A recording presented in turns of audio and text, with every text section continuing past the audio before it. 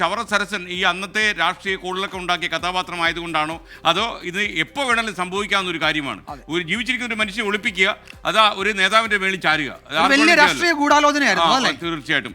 അപ്പോൾ ഇപ്പോൾ ഇതിനകത്ത് ഒരുപാട് നിരപരാധികളെ പോലീസ് പിടിച്ച് അത്യാവശ്യം അന്നത്തെ ചോദ്യം ചെയ്യലെന്ന് ഭേദ്യം ജയിൽ ഇഞ്ചപ്പരിവാക്കിയിട്ടുണ്ട്. അങ്ങനെ ഇഞ്ചപ്പരിവാകാൻ ഭാഗ്യം കിട്ടിയ ഒരാളുണ്ട്, സുകുമാരൻ. അതെ, ഈ ചവറ സരസൻ സംഭവത്തിൽ ഏറ്റവും കൂടുതൽ ആരോപണ വിധേയമായ ഒരാളാണ് സുകുമാരൻ. പാവത്തിന്റെ കാര്യം, ഇയാൾ തിരിച്ചു വന്നപ്പോഴാണ് അദ്ദേഹത്തിന്റെ പരുവം നേരെയായത്. ഒന്നാം പ്രതിയായിരുന്നു. എന്തായാലും മറ്റേ ഈ ചവറ സരസൻ അപ്രത്യക്ഷമായതിന്റെ പിന്നിൽ സുകുമാരൻ എന്ന ഭീകരനാണ് എന്ന് കുറേ അധികം പോലീസുകാർ അന്ന് കൊല്ലത്ത് വിശ്വസിച്ചിരുന്നു. ഇപ്പോൾ സുകുമാരൻ നമ്മളോട് ഇതൊക്കെ പറയുകയാണ്, അദ്ദേഹത്തിന് ജീവിതത്തിൽ കിട്ടിയ ചില ദുരനുഭവങ്ങൾ. ഓക്കെ, സുകുമാരൻ പറഞ്ഞോളൂ.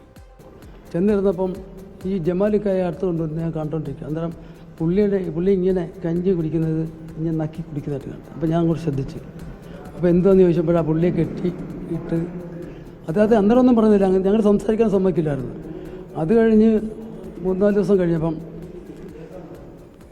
ദിവസം കഴിഞ്ഞപ്പം തന്നെ ഞങ്ങളെ അവിടുന്ന് അവിടുന്ന് വിട്ടപ്പോൾ ഞാൻ ജമാലിക്കാട് എന്ത് സംഭവിച്ചു? അന്നേരം പറഞ്ഞാൽ പുള്ളി കെട്ടി തൂക്കി, കൈ രണ്ടും പുറകെ കെട്ടി മേലോട്ട് കെട്ടി തൂക്കി, ഈ മേശ മാറ്റി, അങ്ങനെ കൈ തിരിച്ചു പോയത്.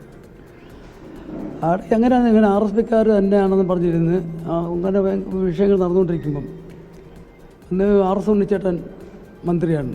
പുള്ളിയാണ് പറഞ്ഞത്, അത് ശ്രീനാഥ് ചേട്ടനാണ് തോന്നുന്നു പറഞ്ഞത്, കൊടിച്ചിപ്പട്ടികളെ പോലെ മന്ത്രിസഭ കിടക്കാതെ രാജിവെച്ച് പുറത്തു പോകണം അന്ന് പ്രസ്താവന ഇറക്കി.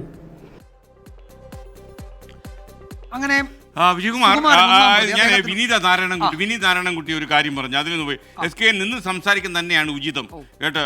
ബാക്ക്ഗ്രൗണ്ട് കാണാൻ അപ്പോഴാണ് ഭംഗി. എന്താ പരിപാടി?